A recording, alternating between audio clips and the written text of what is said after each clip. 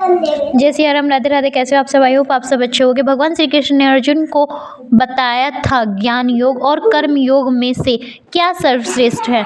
गीता प्रेमियों, गीता गायक गोविंद के द्वारा दिया गया यह शाश्वत संदेश हम सबको सदा याद रखना चाहिए। उम्मीद और भरोसा कभी गलत नहीं होते। ये हमारे निर्णय पर निर्भर करता है कि हमने किससे उम्मीद की और किस पर भरोसा।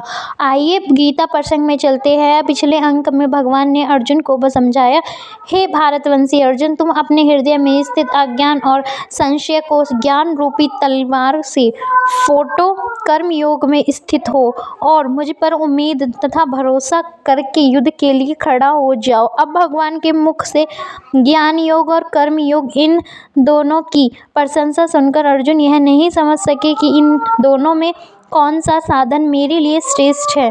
इसलिए भगवान से प्रश्न पूछते हैं। अर्जुन उवाच, अर्जुन ने कहा, हे कृष्ण, कभी आप संन्यास अर्थात ज्ञान योग की बात करते हैं तो कभी कर्म योग अर्थात निष्काम कर्म की बात करते हैं। इन लोगों में से एक जो मेरे लिए कल्याणकारी हो उसे कहिए। श्री भगवान ने कहा, संन्यास माध्यम से किया जाने वाला कर्म और निष्काम माध्यम से किया जाने वाला कर्म, ये दोनों ही परम कल्याण करने वाले हैं, परंतु संख्या योग की अपेक्षा निष्काम कर्म योग श्रेष्ठ है। आइए इसको थोड़ा सा और समझ लें। संन्यास का दूसरा अर्थ संख्या योग भी है। संख्या योग में ज्ञान की प्रधानता होती है, इसलिए इसे ज्ञान योग भी कहा जाता है। संख्या योग से कर्म योग श्रेष्ठ है और कर्म योग से भक्ति योग श्रेष्ठ है। और संख्या योग की विशेषता बताते हुए भगवान कहते हैं कि संख्या योगी परम तत्व का चिंतन करते हुए इस जगत में देखता हुआ, सुनता हुआ, स्मरण करता हुआ, सूंघता हुआ, भोजन करता हुआ, चलता हुआ, सोता हुआ, सांस लेता हुआ भी यही सोचता है कि मैं कुछ भी नहीं करता हूँ। मैं बोलता हुआ, त्यागता हुआ, ग्रहण करता हुआ तथा आँखों को खोलता और बंद करता हुआ भी यही सोचता है कि सभी इंद्रियां अपने अपने विषयों में प्रवृत्त हो रही है, मैं कुछ भी नहीं करता हूँ। संख्या योगी व्यक्ति अपने शरीर और इंद्रियों के साथ कभी भी अपना संबंध नहीं मानता।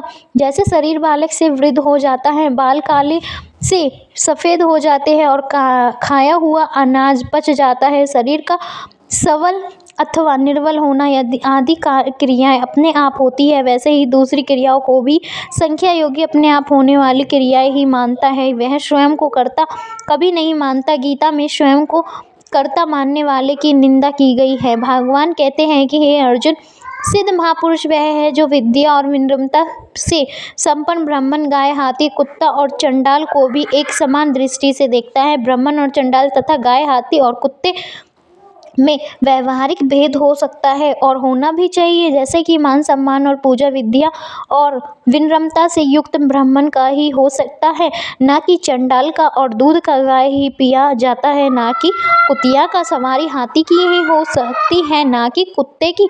इन पांचों प्राणियों का उदाहरण देकर भगवान यह समझाना चाहते हैं कि इनमें व्यवहारिक समानता संभव न होने पर भी इन सब में एक ही परमात्मा का तत्व है। हे कुंती पुत्र अर्जुन, शब्द, स्पर्श, रूप, रस और गंध, इन विषयों से इंद्रियों को संबंध होने पर जो सुख मिलता है उसे भोग कहते हैं। साधारण व्यक्ति को जिन भोग में सुख मिलता है उन भोगों को बुद्धिमान व्यक्ति दुख रूप ही समझता है, इसलिए वह उन भोगों में स्मरण नहीं करता। वह इंद्रियों के अधीन नहीं होता, बल्कि इंद्रियां उसके अधीन होती हैं। अब आगे के श्लोक में भगवान बताना चाहते हैं कि जिस तत्व को ज्ञान योगी और कर्म योगी प्राप्त करते हैं, उसी तत्व को ध्यान योगी भी प्राप्त कर सकता है और परमात्मा के सिवाय सभी बाहरी वस्तुओं का चिंतन छोड़कर आँखों की दृष्टि को बाहों के बीच में केंद्रित करके प्राण वायु और अपान वायु की गति समान करके मन, इंद्रिय और बुद्धियों को वश में करके ध्यान पूर्वक मोक्ष के लिए तत्पर ध्यान योगी सदैव मुक्त हो सकता है।